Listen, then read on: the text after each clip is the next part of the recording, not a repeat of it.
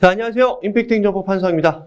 자, 우리 이제 기본 강의 다 마무리가 됐죠. 자, 기본 강의 들으시면서 여러분들이 아마, 행정법이 뭐다, 정확하게, 세부 내용이 뭐다, 이런 내용들을 여러분들이 아마 정확하게 정리하지는 못했을 거예요. 이게 그러니까 강사가 아무리 열심히 가르쳐도요, 이게 행정법이라는 과목 자체가 한 번 듣고 이걸 딱 소화할 수 있는 그런 만만한 과목이 아니에요. 자, 그러다 보니까 제가 강좌를 두 개로 나눠놨죠. 일단은 기본 강의를 들으면서 기본적인 이론들이 어떤 것들이 있는지를 대략적으로 파악하는 거예요. 그래서 혹시라도 여러분들이 기본 강의를 수강했는데 아직 정리가 안 됐다 하면 다시 기본 강의를 듣는 게 아니라요. 요 강의를 그냥 그대로 따라오세요. 그냥 정해진 커리를 그 다음 순서 이렇게 진행을 하는 거예요. 자, 그러한 진행들이 마무리됐는데도 불구하고 내가 뭔가 기본적인 것이 부족하다? 그때는 기본 강의 해당 부분을 찾아서 수강을 하시면 되겠죠. 무슨 말인지 알겠습니까? 그래서 다시 한번 말씀드리면요. 기본 이론 강의를 100번 들었다고 기본기가 완성되는 게 아니에요. 왜냐? 문제를 풀다 보니까 기본 이론이 정리가 되기도 하고요. 판례를 보다 보니까 혹은 법령을 보다 보니까 기본 이론이 정리되기도 하고. 자, 이런 식으로 공부라는 게 이제 기본 강의만 계속 듣는다고, 즉 기본만 계속 한다고 이게 되는 게 아니다라는 걸 여러분들이 꼭 숙지를 하셔야 돼요. 왜? 여러분들 왜 그런 거 없었어요? 초등학교 때도 처음에 막 곱하기, 나누기 이런 거 배우잖아요. 그죠? 곱하기, 나누기 배울 때는 이게 정확하게 이런 어떤 나누기나 곱하기의 법리를 정확하게 알고 이해하고 그러고 문제를 푸는 게 아니라 풀다 보니까 곱하기는 이렇게 하더라, 나누기는 이렇게 하더라, 문제를 계속 풀다 보니까 그런 식의 정리가 되더라, 이 얘기예요. 그죠? 그러다가 여러분들이 이제 한 중학교쯤 가면은 조금 약간 수준 높은 내용들을 공부를 해요. 그럼 수준 높은 내용들을 좀 공부를 하다 보니까 오히려 곱하기, 나누기는 어때요? 너무 당연한 게 되죠. 행정법도 그렇다는 거예요, 행정법도. 무슨 말인지 알겠죠? 그래서 기본 강의 계속 2번, 3번, 4번 듣지 마시고요. 일단 한 번 수강하셨으면 필요한 부분만 발췌해서 수강하시고 바로 요 판례 법령 특강으로 들어오셔야 되겠습니다. 자, 그 다음에 두 번째로 판례 법령 특강이 진행되면 이제 여러분들이 어떻게 공부를 해야 되느냐. 일단 이 강의는 기본서를 2회독하는 강의예요. 그러니까 여러분들이 기본 강의를 들으면서 전반적인 어떤 그 숲을 봤다면 그 안에 있는 이제 나무를 하나하나 정리를 하는 거예요. 심어가면서. 그죠? 그런데 문제는 저랑 같이 여기 있는 판례 법령을 계속 또 반복해서 본다고 해갖고 또 이게 또 완벽하게 정리가 되는 게 아니에요. 왜 그럴까? 과목이 원래 그렇게 생겨먹었어요. 그럼 어떻게 되느냐? 자, 일단 강의를 들었어요. 강의 수강했어요. 강의 수강을 할 때 이 생각을 해야 돼요. 나 강의 들으면서 복습까지 완전히 다 정리해야지. 그냥 강의 듣고 또 기본서 다시 보면서 막 정리할 시간 없으니까 강의 들으면서 책도 다 읽고 다 정리해야지 라고 생각을 하고 빡세게 강의를 들으셔야 돼요. 자, 그렇게 강의 수강을 했으면 자, 바로 뭐를 하느냐? 해당 부분 기출 문제를 풉니다. 자, 이건 스스로 하는 거예요. 스스로. 문제를 풀어보셔야 돼요. 자, 그럼 문제를 풀 때도 이제 여러분들이 어떻게 풀어야 되냐? 자, 기출 문제는 푸는 게 아니에요. 푸는 것이 아니다. 뭔데? 푸는 게 아니면 뭔데? 보는 거예요.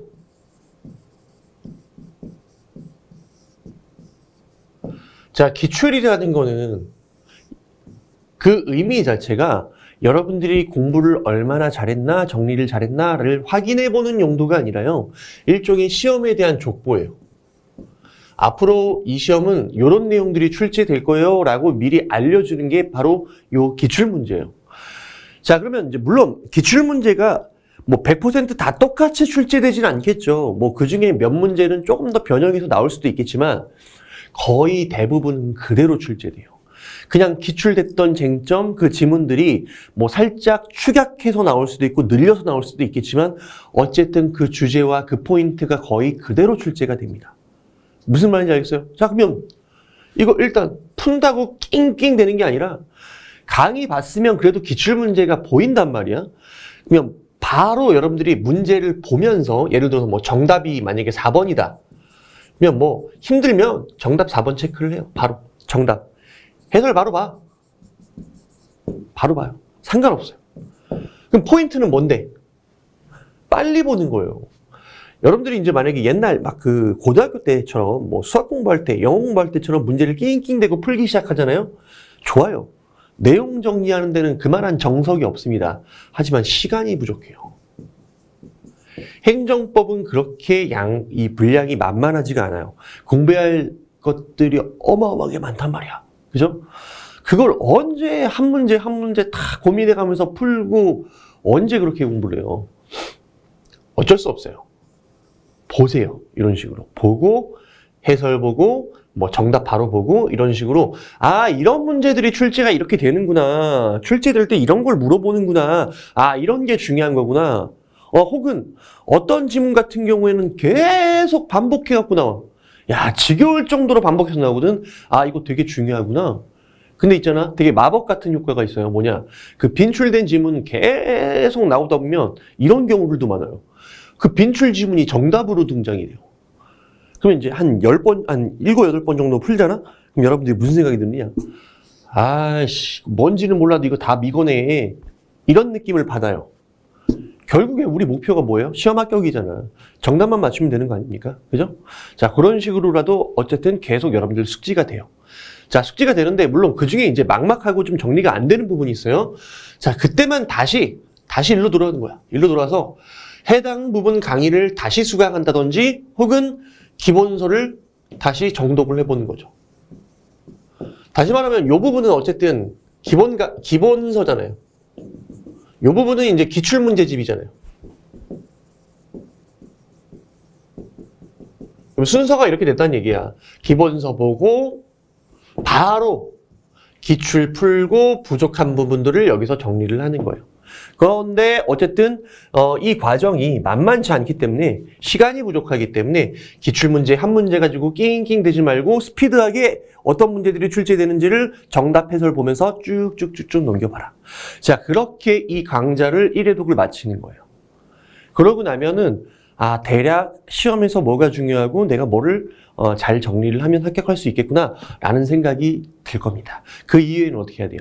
기출문제를 다시 또 2번, 3번, 4번 반복을 하는 거죠. 자, 그런 식으로 여러분들이 끝까지 좀 따라와 주시기 바라겠습니다. 어쨌든 이번 강의는요, 우리 지난 시간에 봤던 그 기본 강의 있죠? 거기서 봤던 전체적인 틀을 정리해 놓고 그 다음 이번 시간에는 그 세부 내용들, 이 판례라든지 법령 이런 것들을 다루게 된다. 이렇게 생각을 하시면 되겠습니다. 자, 그럼 본격적으로 한번 진행을 해볼게요. 자, 오늘 첫 강의는 일단 우리 2권부터 진행을 할 겁니다. 2권. 2권에는 파트 3하고 파트 4가 있었죠? 그래서 파트 3이 실효성 확보 수단. 그 다음에 네 번째가 행정구제제도였죠. 그래서 이렇게 이거를 다 정리를 하고 나서 1권. 1권에 있는 파트 1. 하고 파트 2. 자, 이렇게 거꾸로 진행을 할 거예요. 왜냐면 보통 수험생분들이 2권에 담겨져 있는 내용들이 조금 더 생소하기 때문에 일단은 생소한 것들을 빨리 해결을 하고 그러고 나서 다시 한번 1권으로 돌아갈 거예요. 그래서 순서가 이렇게 되니까요. 혹시 선생님이 왜 갑자기 2권부터 건너뛰어서 시작하십니까? 자, 그런 말씀 해주지 마시고 요 부분을 듣고 진행을 하세요. 자, 그러면 본격적으로 우리 3단원 들어가 볼게요. 2권의 파트 3. 이 실효성 확보 수단이죠. 즉 여러분들이 법을 준수하지 않았거나 혹은 의무를 이행하지 않았어. 그때 행정이 가만히 놔둘 수는 없겠죠. 여러분들을. 어떻게 여러분들이 법을 준수하도록 혹은 그 의무를 이행하도록 만들 것인가. 자, 그 파트예요. 요 파트 3. 자, 그러면 요 파트 3을 살짝 한번 실효성 확보 수단 살짝 한번 표만 한번 정리를 하고 한번 진행을 해봅시다. 자, 일단 이 실효성 확보 수단에는 크게 뭐가 있다 그랬어요? 전통적인 수단과 전통 수단과 새로운 수단.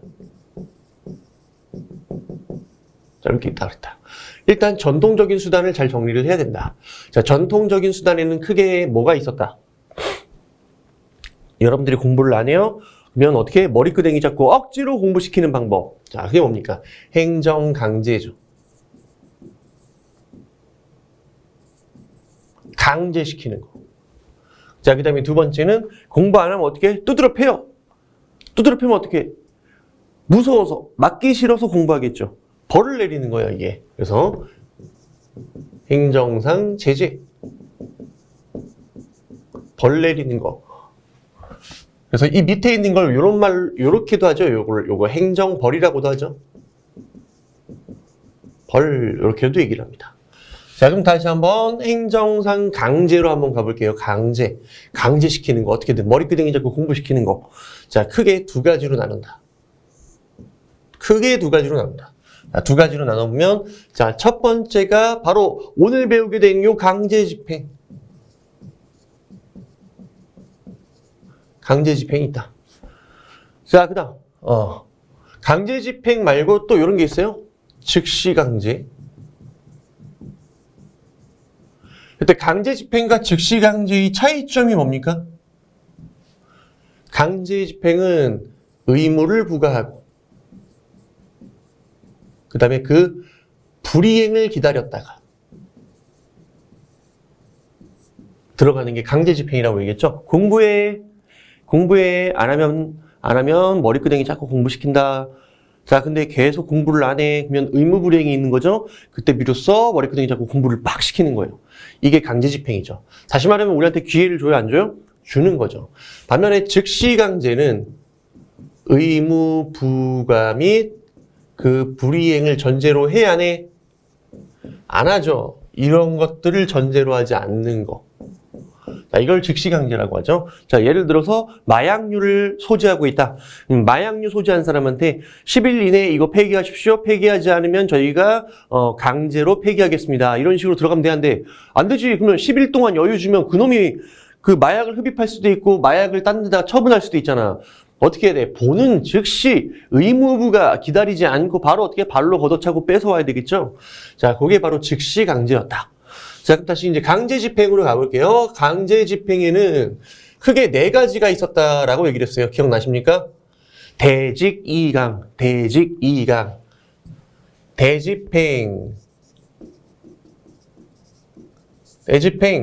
그 다음에 직접 강제, 대직이강, 이행강제금.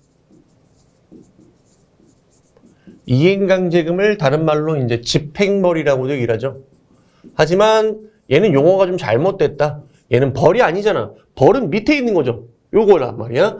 여기 벌이 붙어갖고 용어가 좀 잘못됐다. 이런 학자들의 비판이 있었다. 라고 얘기를 했고요. 마지막이 강제징수. 대직이강. 자, 그래서 대집행은 뭐였습니까? 대체적 자기 의무 불이행에 대해서 부과하는 게 대집행이었다. 즉 타인이 대신 이행할 수 있는 의무를 이행하지 않을 때. 그 다음에 이행강제금은 어때요? 공부할 때까지 돈을 부과하는 거죠. 공부할 때까지. 그럼 어떻게 돈 내기 싫어갖고 어떻게 공부할 수밖에 없어요. 즉 심리적 압박을 피하기 위해서.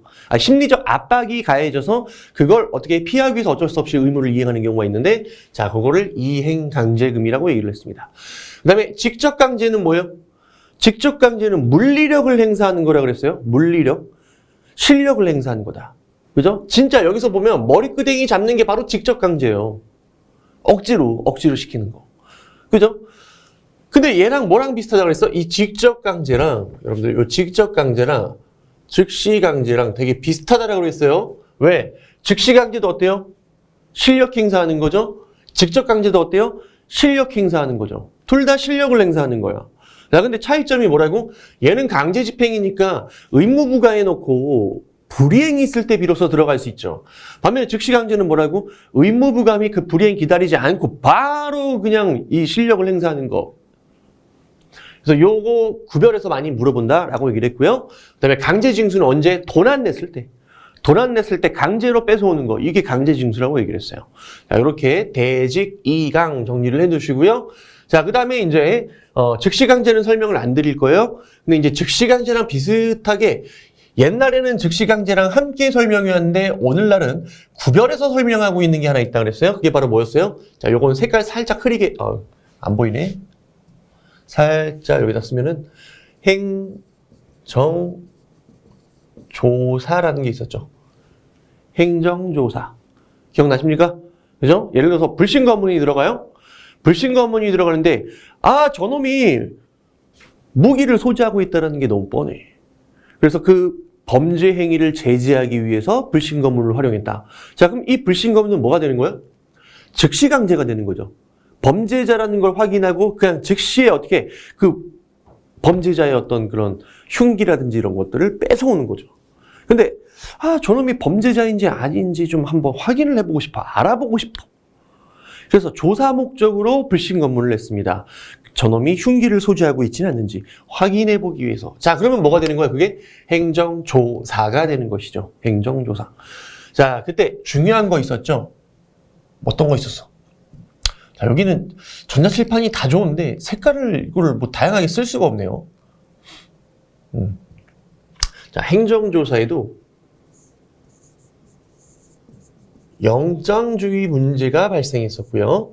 그 다음에 즉시강제에도 영장주의가 문제됐었어요. 다만 이 영장주의가 적용되느냐, 즉 영장이 있어야만 조사를 할 수 있느냐, 영장이 있어야만 즉시강제를 할 수 있느냐, 거기에 대해서는 견해 드립이 있었는데요. 자, 일단 행정조사와 관련해서는 우리 대법원이 뭐라 그랬습니까? 행정조사에는 영장 필요 없다. 수사기관의 강제처분과는 다르게 행정 목적의 조사에는 영장 같은 거 필요 없다. 그 다음에 즉시강제 같은 경우에도 일단 사실 뭐 결론은 똑같아요. 대법원이나 헌법재판소나 영장 없는 즉시강제를 허용하고 있습니다. 다만 그 설명 방식이 조금 달라요. 그 부분은 또 그때 가서 좀 설명을 드릴게요. 자, 그 다음 이제 제재로 갑니다. 제재. 제재는 벌이죠. 벌. 자, 여기로 가봅시다. 제재. 자, 제재는 두 가지가 있었다. 뭐가 있었어? 자, 과태료 부과하는 거. 경미한 범죄에 대해서 과태료 부과하는 거. 이걸 우리가 행정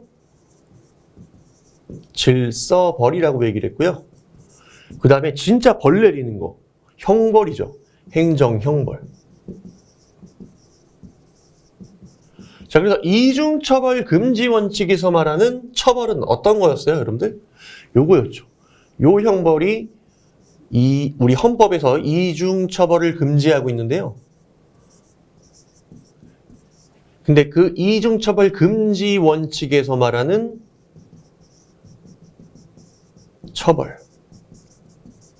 자, 그게 바로 요 형벌입니다. 형벌. 징역, 벌금, 이런 것들 있죠? 자, 요런 게 이제 행정형벌이다.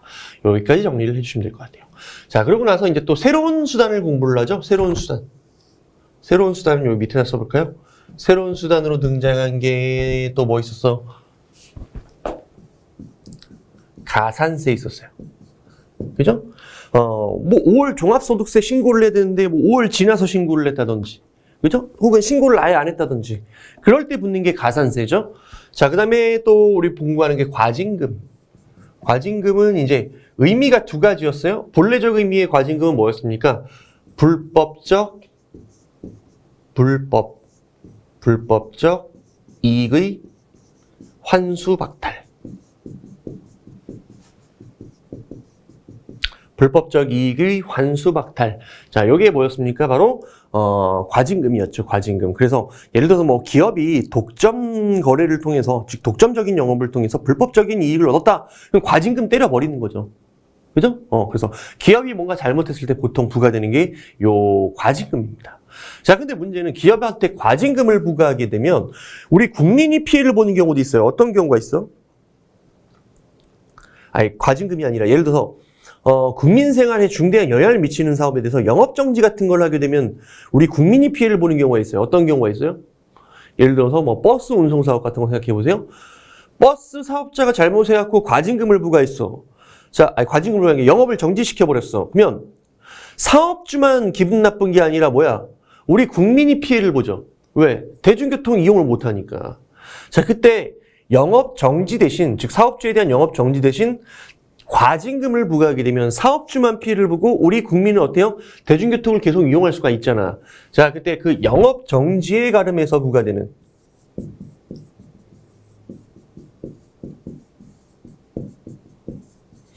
이 과징금을 변형된 의미의 과징금이라고 얘기하죠. 그래서 이게 이제 본래적 의미였고요. 이게 이제 변형된 의미였어요.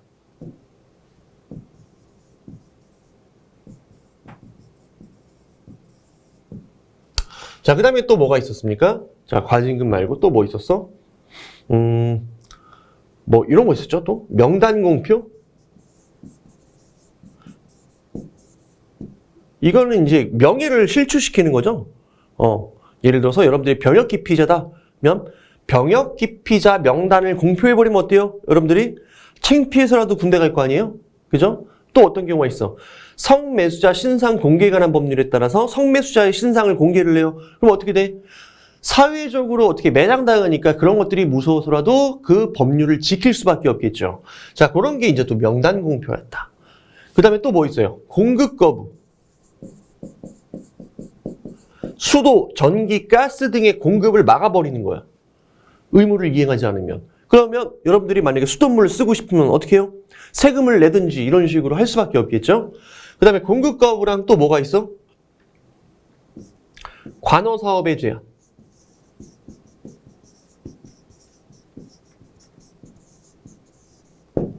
관청의 허가를 얻어서 영위해야 되는 사업과 관련해서 제한해버린다. 이 얘기 무슨 말이야? 예를 들어서 여러분들이 영업허가 신청하면 허가를 거부하는 거예요. 그 다음에 이미 영업허가를 내줬으면 허가를 정지하거나 취소시켜버리는 거예요. 언제까지? 여러분들이 의무를 이행할 때까지. 이런 식으로. 자, 이런 것들이 이제 새로운 실효성 확보수단으로 등장을 했었다. 자, 이런 식으로 여러분들이 일단은 그 교재 앞에 나오는 요 개관 있죠? 요 개관이 어느 정도 정리가 되어야 그 다음 단계로 넘어갈 수 있다는 거예요. 이해되셨죠? 자, 오케이. 자, 그럼 이제 구체적으로 행정상 강제 집행과 관련된 내용 한번 진행해 볼게요. 강제 집행에는 뭐가 있다? 대직, 이강. 대직, 이강. 자, 볼게요. 요 판례를 하나 나와 있는데, 뭐라고 돼 있냐면, 제목, 행정대집행의 절차가 인정되는 공법상 의무의 경우에는 따로 민사소송의 방법으로 공작물의 철거 등을 구할 수는 없다. 누가? 행정청이. 이게 무슨 말이야? 자, 대집행은 뭡니까? 요거잖아. 즉 강제집행 아니야? 강제집행이라는 건 뭐예요? 우리 국민이 의무를 이행하지 않을 때 행정청이 법원의 힘을 빌리지 않고 스스로 어떻게 의무자의 의무 이행을 강제시킬 수 있다는 거야. 왜? 우리 만약에 친구들이 돈을 안 갚아. 그럼 내가 강제적으로 그 친구의 돈을 뺏어올 수 있어요? 없죠. 이거는 뭐야? 절도죄예요. 뺏어올 수가 없어. 강도나 절도란 말이야. 그럼 어떻게 해야 돼? 민사소송을 제기해서 법원의 힘을 빌려가지고 강제적으로 취득하는 수밖에 없어요. 하지만 행정청은 어때요? 대집행 등의 강제 집행이 가능하죠. 즉 자력 집행이 가능하잖아. 따라서 이때는 민사소송을 제기하면 돼야 안 돼요? 안 된다라는 거야. 그래서 기억하세요. 자력 집행이 가능하다 행정청이 그러면 법원에 소송 제기하지 마라. 요 판례 계속 나올 거예요. 자, 그 다음에 이제 대집행으로 들어가 볼게요. 자, 대집행에서 이제 대집행 주체를 보셔야 돼요. 대집행 권한을 갖고 있는 사람이 누구냐? 대집행 주체죠. 자, 관련 판례 볼게요. 군수가 군사무 위임조례 규정에 따라 무허가 건축물에 대한 철거 대집행 사무를 누구한테? 하부 행정기관인 읍면에 위임을 했대요. 자, 위임은 뭐야? A에서 B로 만약에 위임을 했다. 자, 위임을 하면 권한이 누구한테 넘어가요? 얘한테 넘어가는 거죠. 자, 군수가 읍면에 위임을 했으면 얘가 A고 얘가 B잖아. 자, 이제부터 권한자는 누굽니까? B가 되는 거예요. 읍면장이 되는 거죠. 관할구역 내의 무허가 건축물에 대해서 그 철거 대집행을 위한 개고 처분을 할 권한이 생겼다. 자, 이렇게 정리를 해주시면 되겠습니다. 자, 대집행 요건을 볼게요. 대집행 2조의 요건이 나와 있어요. 자, 법률에 의하여 직접 명령되었거나. 자, 이 명령은 바로 법률에 의해서 직접 명령된 거죠. 혹은 법률에 의한 행정청의 명령에 의한 행위로서 이거는 누구야? 행정청. 행정청이 뭔가를 의무를 부과했던 거죠, 여러분들한테. 자, 그러면 일단 의무가 부과돼야 되겠죠. 대집행은 뭐니까? 강제집행이니까. 의무 부과 방식이 몇 가지란 얘기야? 두 가지 방식이란 얘기야. 의무 부과. 뭐 법규 하명과 처분 하명. 즉 법에 의해서 명령이 되었거나 혹은 뭐 행정청의 명령에 의해서 부과가 된 거죠. 이런 식으로. 두 가지 방식이 있다. 자, 그때 주의해야 되시는 거. 자, 법규 하명에는 법률, 내 법률뿐만 아니라 이 법률의 위임에 의한 명령, 이게 위임 명령이죠. 그 다음에 조례를 포함합니다. 그래서 이 법에는 자, 어떤 것들이 들어갔어요? 자, 법률, 그 다음에 위임 명령, 심지어 뭐 조례까지. 그래서 요 조례, 요거 많이 나옵니다. 그래서 조례상 의무 위반에 대해서 대집행 가능하다, 불가능하다? 가능하다. 근데 어떤 의무를 부과했어야 돼요, 여러분들? 바로 타인이 대신해서 행할 수 있는 행위죠. 이게 대체적 자기 의무예요. 대표적인 게 뭐가 있습니까? 이 대체적 자기 의무, 대표적인 예시가 바로 철거 의무죠. 철거 의무. 이행하지 않은 경우 다른 수단으로서 그 이행을 확보하기 곤란하고, 이게 보충성이죠. 또한 그 불이행을 방치함이 심히 공익을 해야 할 것으로 인정될 때 당해행정청은 스스로 의무자가 해야 할 행위를 하거나 또는 누구로 하여금 제3자로 하여금 이를 하게 하여 그 비용을 의무자로부터 징수할 수 있다라고 되어 있습니다. 자, 그러면 대집행은 누가 할 수 있어요? 행정청이 직접 할 수도 있지만 행정청이 용역업체에 시켜가지고 그 용역업체를 통해서 대집행, 즉 철거 같은 것들을 이행할 수가 있겠죠. 왜 영화 같은 데 보면은 공무원이 직접 부시러 안 가고 보통 용역업체 시켜가지고 막 용역에서 그 막 이렇게 어깨 이만한 분들 있잖아. 모자 이렇게 딱 쓰고. 그죠? 그런 경우들이 있죠. 자, 그럼 요건을 보시면 일단 대체적 자기 의무 불이행이 있어야 돼요. 즉, 대체적 자기 의무가 부과되어야 돼요. 뭔 안 돼? 비대체적 자기 의무, 타인이 대신할 수 없는 의무. 예를 들어서 뭐 이놈이 노래를 안 불러. 노래 불러야 되는 의무는 대체적 자기 의무가 아니라 뭐야? 그놈만이 가능한 뭐예요? 비대체적 자기 의무죠. 이 비대체적 자기 의무의 이제 대표적인 예시가 뭐냐면 부동산 인도 의무예요. 부동산 인도 의무. 그러니까 이 인도라는 건 예를 들어서 이런 거죠. 퇴거 및 명도. 요건 누가 대신해 줄 수가 없어요. 그래서 안 돼요. 잘 생각을 해봐요, 여러분들. 자, 요런 걸 이제 움직이는 걸 동산이라 그래요. 쉽게 이동이 가능한 걸. 자, 이거는 내가 만약에 누구한테 팔았다 그러면 어떻게 돼요? 그 매수인한테 그냥 주면 되는 거죠. 근데 집은 어때요? 집이나 토지는 어때요? 내가 이제 집이나 토지를 들어가고 갖다 주면 돼요? 그건 불가능하잖아. 뭐 여러분들이 무슨 뭐 헐크도 아니고, 그죠? 부동산을 들여다가 줄 수는 없어요. 그냥 부동산을 주는 방법은 어떻게 주는 거예요? 집주인이 어떻게 줘요, 여러분들한테? 집주인이 그냥 자기 발로 나가면 돼요. 집에서 나가면 돼요. 들어오시라 그러고. 자기는 나가면 되는 거야. 이게 바로 뭐예요? 부동산 인도죠. 퇴거 및 명도. 자, 근데 퇴거 및 명도 의무를, 이거를 누군가 대신해 줄 수 있어? 자, 예를 들어서 내가 집을 팔았어요. 내가 근데 그 집에 팔아놓고 새로운 매수인한테 이 집을 안 넘기고요. 제가 그 집에서 끝까지 버팅기고 있어요. 안 나가고 그냥 버팅기고 있어요. 자, 그때 이걸 공무원이 대신해 줄 수 있어? 나가야 되는 거를? 못 해주잖아. 왜? 나는 버팅기고 있는데 공무원이 들어갔다 나오면은 나 대신 들어갔다 나왔으니까 이거 퇴거 이행된 거예요? 아니죠. 왜? 그 집엔 내가 지금 아직도 버팅기고 있잖아. 따라서 이건 대집행이 안 돼요. 뭐는 가능하겠어? 머리끄댕이 자꾸 끌어내리는 건 가능하겠죠. 이게 직접 강제 아니야? 그래서 직접 강제는 가능할 수 있을지언정 뭐는 안 된다? 대집행은 안 된다라는 거예요. 아, 여기 써 있었네, 제목. 자, 읽어볼게요. 도시공무원 시설인 매점의 관리청이 그 공동점유자 중 1인에 대해서 소정기간 내 위 매점으로부터 퇴거하고 이에 부수해서 판매 시설물 및 상품을 반출하지 아니하면 이를 대집행하겠다는 내용의 계고 처분은 그 주된 목적이 매점의 원형을 보존하기 위해서 점유자가 설치한 불법 시설물을 철거하고자 하는 것이 아니라 매점에 대한 점유자의 점유를 배제하고 그 점유 이전을 받는 데 있다. 즉 퇴거라는 건 왜 하는 거야? 매점을 점유 이전해 주기 위한 것이죠. 자, 그러므로 이러한 의무는 그것을 강제적으로 실현함에 있어서 자, 직접적인 실력 행사가 필요한 것이지. 맞죠? 안 나오면 어떻게 해? 머리끄댕이 자꾸 끌어내야 될 거 아니야? 대체적 자기 의무에 해당하는 것은 아니어서. 맞죠? 이거 누가 대신해 줄 수 있는 게 아니잖아. 나오는 거는. 따라서 직접 강제의 방법에 의한 것은 변론으로 알고 요건 된다.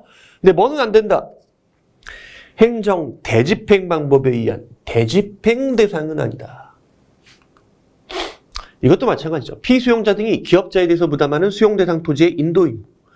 자, 내 토지가 수용당했어요. 그 얘기는 무슨 말이야? 강제적으로 이제 국가나 사업 시행자가 가져가겠다는 얘기죠. 그러면 수용 재결이 떨어졌으면 어떻게 해야 돼? 토지 소유자는 그 토지를 사업 시행자한테 건네줘야 돼요. 이게 바로 부동산 인도 의무죠. 자, 이때 인도인은 명도도 포함되고, 그러므로 이러한 명도 의무는 그것을 강제적으로 실현하면서 직접적인 실력 행사가 필요한 것이죠. 머리끄댕이 잡고 끌어내는 거죠. 대체적 자기 의무는 아니기 때문에 특별한 사정이 없는 행정 대집행 방법에 의한 대집행 대상은 아니다. 쉽죠? 자, 그 다음 대체적 자기 의무라고 했으니까 부자기 의무는 돼야 안 돼요? 즉 금지 의무? 안 되는 거죠. 그래서 뭐뭐 하지 말아야 되는 의무는 대신 이행해 줄 수가 없습니다. 예를 들어서 봐봐. 내가 나한테 이제 술을 먹지 말라는 거야. 그럼 이건 술을 먹지 말라는 금지 의무죠. 금지 의무를 부과한 거야. 근데 이제 내가 계속 그 금지 의무를 위반하고 술을 계속 마셔요, 계속. 자, 그러면 행정청이 내가 한수성이라는 사람이 술을 마시지 말아야 할 의무를 대신 이행해 줄 수 있어요, 없어요? 없죠. 그건 내가 마시지 말아야지 이게 이행이 되는 것이지, 행정청이 한수성 대신 내가 술을 안 마실게, 이게 말이 돼? 이게 말이 안 되는 거죠. 대표적인 사례 하나만 기억하시면 돼요. 바로 요거야. 장례식장 사용 중지 의무. 이게 뭐예요? 뭐뭐 하지 마라, 장례식장 사용하지 마라는 금지 의무죠. 부작위 의무. 자, 요건 대집행 대상이 돼야 안 돼요? 대집행 대상이 아니다. 자, 그 다음에 부작위 의무 불이행 시 대집행이 가능하느냐? 방금 안 된다 그랬잖아. 특히 이게 문제가 돼요. 자, 예를 들어서 건축법상 위법 건축을 금지하는 규정이 있어요. 금지 규정. 금지 규정은 부작위 의무를 부과한 거죠. 뭐뭐 하지 마라. 자, 근데 이제 금지 규정이 있어. 이 금지 규정을 위반했다. 자, 그럼 대집행을 하고 싶으면 어떻게 해야 돼요, 여러분들? 대집행을 하고 싶으면 여기에 대해서 대체적 자기 의무, 즉 시정 명령을 부과해야 되겠죠. 지금 위법 상태가 야기됐으니까 이걸 어떻게 시정하는 명령을 내려야 돼요. 그 다음 이 시정 명령이 뭐 되면 불이행되면 이건 이제 대체적 자기 의무를 부과한 거죠. 대체적 자기 의무. 이게 불이행이 되면 비로소 뭐가 가능해요? 대집행이 가능한 거예요. 자, 근데 이제 요게 문제 되는 거야. 자, 지금 뭐는 있어? 금지 규정은 있죠. 근데 시정명령을 할 수 있는 별도의 지금 법적 근거가 없는 상태에서 이 금지 규정만 가지고 시정명령을 부과한 다음 그 불이행이 있을 때 대집행이 가능하냐, 이게 문제가 되는데 우리 판례는 뭐라 그래요? 금지 규정으로부터 시정명령을 할 수 있는 권한이 당연히 도출되지는 않는다. 자, 따라서 이러한 시정명령을 하기 위해서 뭐가 필요해요? 별도의 법적 근거가 따로 있어야 된다. 뭐만 가지고는 안 된다? 요 금지 규정만 가지고는 안 된다. 자, 읽어볼게요. 제목, 금지 규정에서 자기 의무 명령권이 당연히 도출되지는 않습니다. 자, 법치주의 원리 비춰볼 때 위와 같은 부자기 의무로부터 그 의무를 위반함으로써 생긴 결과를 시정하기 위한 자기 의무를 당연히 끌어낼 수는 없다. 뭐라고 돼 있어? 다시? 이 부자기 의무로부터 그 의무를 위반함으로써 생긴 결과를 시정하기 위한 자기 의무를, 요거를, 즉 여기로부터 요거를 당연히 끌어낼 수는 없으며, 또 위금지 규정으로부터 자기 의무, 즉 위반 결과의 시정을 명하는 권한이 당연히 추론되는 것도 아니다. 두 번째, 대체적 자기 의무는 공법상 의무여야 되겠죠. 사법상 의무는 안 됩니다. 맨날 나오는 거 요거 협의취득. 자, 요 협의취득은 뭐라 그랬어요? 사법상 매매계약. 자, 사업시행자가 여러분들 토지를 협의취득했습니다. 즉 매매계약을 통해서 여러분들 토지를 산 거죠.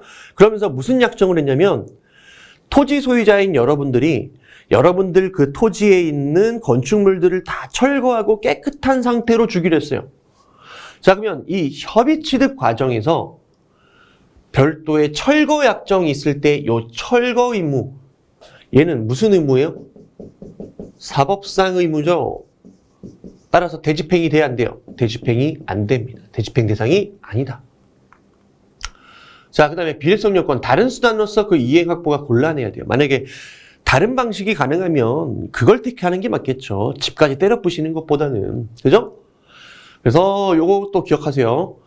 맨날 나옵니다. 행정대집행 절차가 인정되면, 즉 자력집행이 인정되면 민사소송 제기할 수 있다 없다? 없다.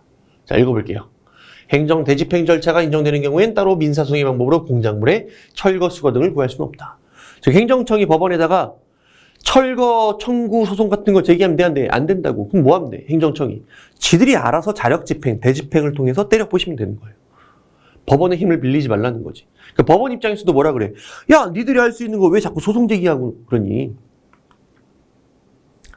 자, 근데 문제는 행정청은 자력집행이 가능하니까 행정소송을 제기할 수가 없는데 제3자는 대집행자가 아니죠. 대집행을 할 수가 없어요. 이건 이제 사인이에요, 사인. 일반 사인. 사인이기 때문에 우리 국민 대집행이 가능해, 불가능해? 불가능해요. 그래서 이때는 민사소송 제기가 가능합니다. 자, 어떤 사안이냐면, 자, 예를 들어서 여기 이제 뭐 국유재산이 하나 있어요. 자, 여기 이제 뭐 서울시가 있어요. 예를 들어서 이제 서울시라고 해보자. 서울시에 이제 이 공유재산이 하나 있어요. 자, 여기에 대해서 여기 지금 무단점유자 을이라는 놈이 있어요. 무단점유자. 자, 그러면 서울시는 이 무단점유자에 대해서 얘가 지금 막 서울시 토지에다가 막 지금 집 짓고 막 이러고 있단 말이에요. 막 건축물을 막 지어가지고 살고 있어요. 뭐 할 수 있어? 서울시가. 얘한테. 서울시장님이 뭐 할 수 있어? 대집행이 가능하죠. 즉 철거하라고 명령해놓고 철거를 안 하면 뭐 할 수 있어요? 대집행이 가능합니다. 자, 근데 문제는 요 토지에 대해서 토지 사용권을 가진, 즉 토지 사용 청구권을 가진 갑이라는 놈이 있는 거예요. 갑이라는 놈. 이 갑 입장에서는 어때요? 빨리 을이 철거하고 나가야 갑이 토지를 사용할 수가 있는데 문제는 요 놈이 나가지도 않고 서울시장님이 대집행을 지금 안 하고 있는 거야, 지금. 그럼 얘는 어때요? 환장하겠죠. 미치고 팔짝 뛰겠죠. 빨리 행정청이 이거 대집행 했으면 좋겠는데 안 하고 있으니까. 그때 요 갑이라는 놈, 사인인 갑, 얘는 이제 사인이란 말이야? 행정청이 아니에요? 자, 얘가 민사소송 제기가 가능하겠느냐? 요거는 가능하다는 얘기예요. 그럼 요 민사소송의 내용은 뭐냐면 채권자 대위권이라고 했고 민법에는요. 지금 얘가 토지 사용권을 가지고 있으면 서울시는 뭐야? 거기에 대한 의무가 있는 거죠. 토지를 사용하도록 해야 되는 의무가 있는 거예요. 근데 그 의무를 이행하지 않을 때 의무자가 이행할 수 있는 권리, 즉 얘가 지금 만약에 의무자라면 의무자의 권리가 있죠. 이 권리를 채권자 대위권을 통해서 대신 행사할 수가 있어요. 그때는 방법이 얘가 법원의 힘을 빌리는 수밖에 없겠죠. 그래서 이 토지 사용권을 가진 갑은 민사소송으로 서울시를 대위해서 공작물의 철거 등을 구할 수가 있게 됩니다. 자, 읽어볼게요.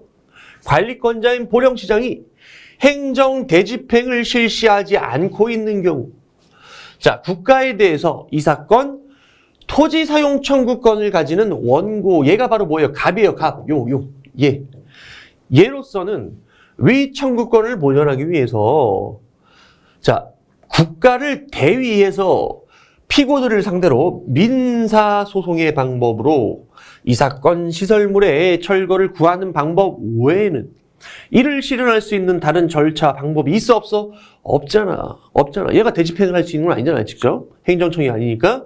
따라서 그 보전의 필요성이 인정되므로 원고는 국가를 대위해서 피고들을 상대로 민사소송의 방법으로 이 사건 시설물의 철거 등을 구할 수 있다, 없다?